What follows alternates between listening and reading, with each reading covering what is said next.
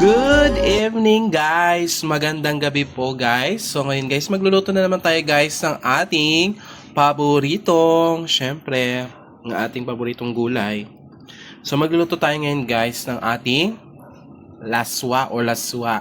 O ito yung sa mga Bisaya, sa mga Ilonggo, tinatawag nitong laswa, yung sinabawang gulay. So, umpisahan natin. So nagpapakulo na tayo ng mainit na tubig. So, pasensya na guys ha. So, sa rice cooker natin sa lulutuin. So, mainit na siya. So, ilalagay muna natin is yung ating sibuyas. Sibuyas ang una nating lalagay. Papakuluan natin sibuyas. So, ang sibuyas para maging malasa na kagad ang ating sabaw. So, unahin natin ang sibuyas. Tapos, isusunod na natin yung ating gulay. So, mag-start tayo sa ating kalabasa kasi matigas yung kalabasa. So, unahin natin si kalabasa. So, itong guys, ito napaka-easy lang nitong putahin na to guys kasi ito ay pakukuluan lang. So, ayan guys. So, pagkatapos ng kalabasa, susunod na natin yung talong.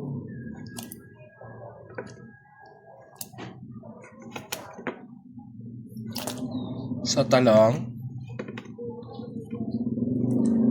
Tapos, isusunod na natin yung ampalaya. So, itong guys is 20 pesos lang itong nabili ko na pakbita. Tapos, Diyos ko, 3 o 4 na pirasong okrang in-slice. Yan. At, syempre, sitaw. Mura na to guys. Sa 20 pesos lang kasi ang sitaw pala, magkano na ang isang tali. So, saka na natin ilalagay yung ating dahon na pinitas lang natin sa ating hardin o sa gilid na ating hardin. So, ngayon, pakukulan lang natin yung gulay pero ilalagay na natin yung nabili nating hipon. So, bumili ako guys ng hipon. Mura lang ang hipon dito sa amin. So, ilalagay na natin. Ayan. Hipon yan guys. Oh, hipon.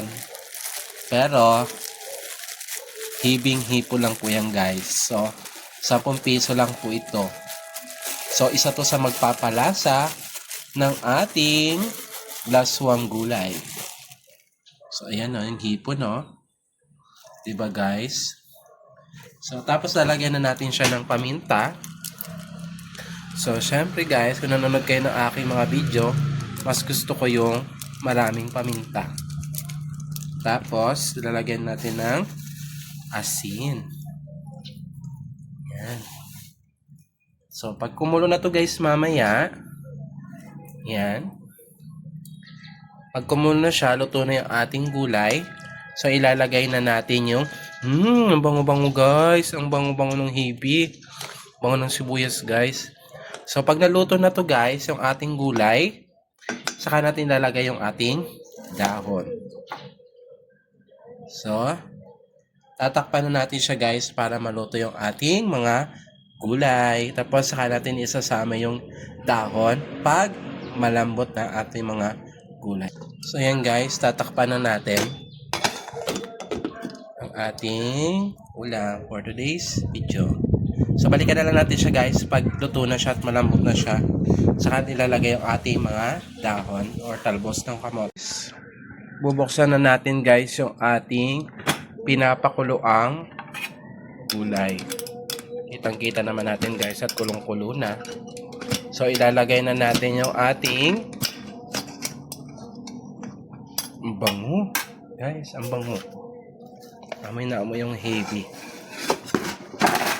So ilalagay na natin yung ating talbos ng kamote. Siyempre very healthy yung ating talbos ng kamote. Na galing sa ating farm. Nakikita nyo ba guys? Sarap. Amoy na amoy yung hibi.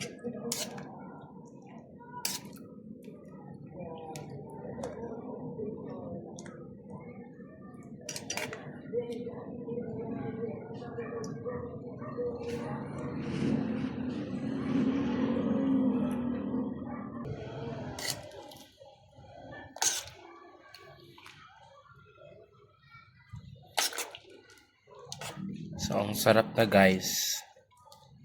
Lalagyan natin siya ng konting bagoong isda. Para talaga namang malinamnam, malasang ating laswa. Konti lang, para magpapalasa lang. Yan, okay na yan guys.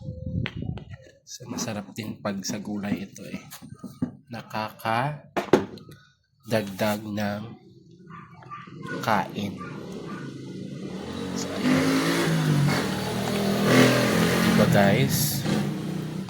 Ilang minutes na lang to guys, luto na to. Takpan na natin sa guys, balikan na lang natin. Ayan. Sige, bye! Okay, babalikan na natin ang ating niluluto. So, ayan guys, luto na. So, tinanggal ko na siya. So, ayan siya guys. So, magpe-plating na tayo guys ha. So, sana maluto nyo rin to sa bahay nyo. Yan, di ba? Ang ating laswang gulay.